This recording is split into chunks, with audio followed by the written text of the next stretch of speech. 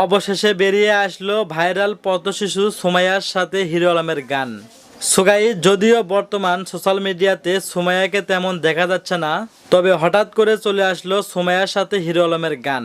তো বন্ধুরা, ভিডিওতে আর বেশি কথা না বলে সরাসরি আসুন দেখে আসি হিরো আলমের সাথে